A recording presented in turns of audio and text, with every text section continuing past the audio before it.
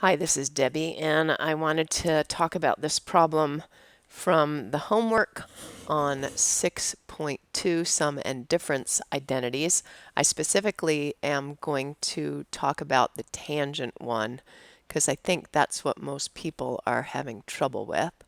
So here it gives us two bits of information about two triangles, or angles. One is alpha. Here's alpha, and because it says it's in quadrant 2, I drew my triangle using the butterfly method, and using SOHCAHTOA, I know that the tangent is the opposite, which is 8, over the adjacent, which is 15, but one of them is negative, right? This guy. Then we also have beta, which is in quadrant 1, and the cosine CA is the adjacent over the hypotenuse. So here's the adjacent leg 3, and here's the hypotenuse 4. So if I use the Pythagorean theorem, then I do a squared plus b squared equals c squared. This hypotenuse ends up being 17, and this guy ends up being, let's see, 16 minus 9. So this would be the square root of 7. Now, I'm going to assume that you can apply the formulas for the sum formula for sine and the sum formula for the cosine. The one that is the most tricky is this tangent. So the tangent of alpha plus beta it's a sum, so it's tangent alpha plus tangent beta divided by 1 minus tangent alpha tangent beta.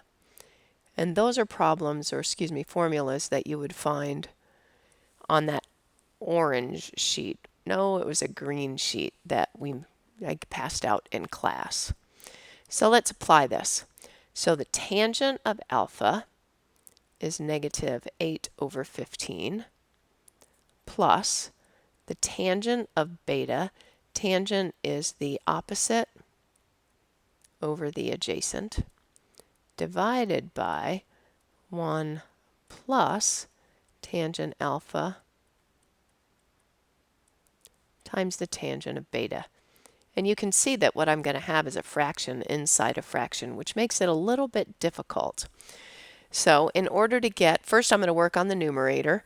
In order to get a common denominator in here, my common denominator for the numerator is going to be 15. So I'm going to multiply this by 5 over 5. And I'm just going to do the numerator, and then I'll do the denominator separately, getting that. So what I end up with is negative 8 plus 5 root 7, and that's all over 15. And then let's look at this denominator. Let's see, nothing cancels. This denominator is going to be 45. So I'm going to make 1 45 over 45. So I'm going to end up with 45 minus 8 root 7 all over 45. So all I did was apply the formula. Then I got a common denominator. I simplified that numerator in green. I simplified the denominator in black.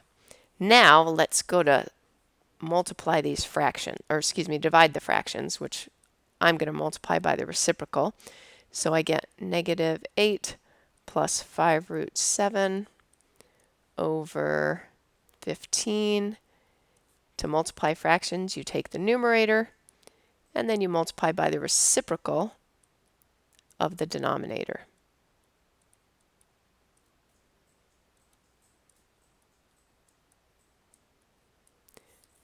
So I see something that cancels. 15 goes into 45 3 times.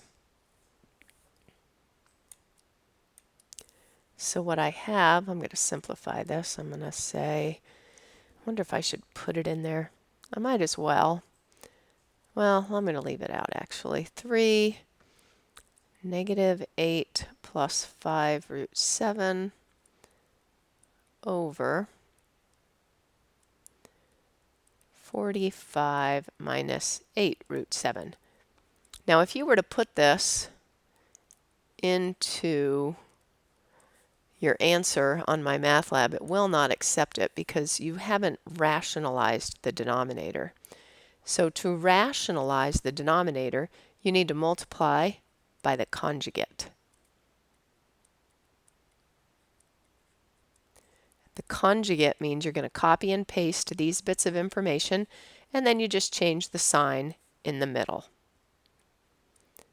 And whatever you do to the denominator, you're going to do to the numerator, because what I'm really doing here is multiplying this by 1.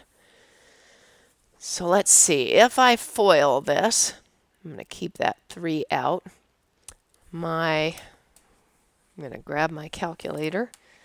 The first 45 times negative 8 is 360. Whoops, so that gives me negative 360.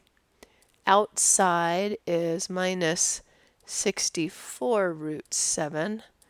Inside is 5 times 45 times 5, 225, and that's a plus 225 root 7. And then the last, now what you need to keep in mind, let's see, it's a positive times a positive. 5 times 8 is 40. And what's the square root of 7 times the square root of 7? It's 7. So it is going to be 40 times 7. 7 times 4 is 28, so that's going to be 280. The denominator, remember what happens. We're going to FOIL this, and the first and the last is all we're going to need because the outside and the inside cancels each other out. 45 times 45 is 2025. And then the last part will be whatever 64 times 7 is, because it's 8 times 8, and the square root of 7 times the square root of 7 is 7. So 64 times 7, that's going to be 448. I'm going to go ahead and simplify that. So 225 minus 448. So the denominator is 1577. I wonder if 3 goes into that. Nope. And then the numerator, we take negative 360 plus 280 is negative 80. So we have 3 negative 80. It's going to be plus 64. So 225 minus 64. We're going to do our like terms. That's 161 times the square root of 7. I think that is simplified as far as we can get it. The 161, I think, is a prime number, so that should be it.